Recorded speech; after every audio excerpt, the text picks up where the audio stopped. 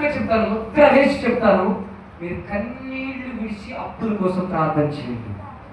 మీ అప్పులు జరుగుతుంది. అసలు కన్నీరు ఇవాళ కన్నీరు ప్రార్థన చేయలేదంటే మోకాలు తెచ్చి తాగొద్దు. ఈ యొక్క ఇన్స్ట్రక్షన్ ఫాలో అవుతే మీకు త్వరగా మీరు బయటపడతారు. లేకపోతే మాత్రం ఈ మాటను మీరు నిర్లక్ష్యం చేసి ముందుకు వెళ్ళిపోతే తర్వాత ఆ సమస్యలతో మీరే ఇబ్బంది పడతారు.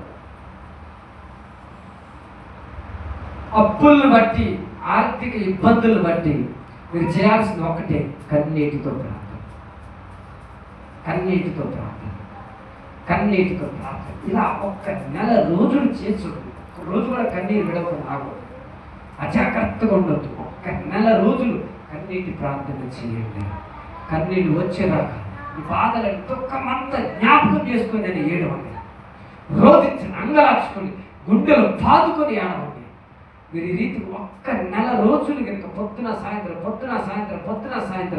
మీరు కనుక కన్నీటి ప్రార్థన చేయగలిగితే తప్పకుండా మీరు అప్పుల నుంచి బయటపడతారు, మీరు సమస్యల నుంచి బయటపడతారు, మీరు ఇబ్బందుల నుంచి బయటపడతారు. దేవుడు అంటున్నాడు, ఇశ్రాయేలుతో రాజులు మిమ్మల్ని పోషించే వారిగా ఉంటారు, రాణులు మీకు పాలిచ్చే దాదులుగా ఉంటారు.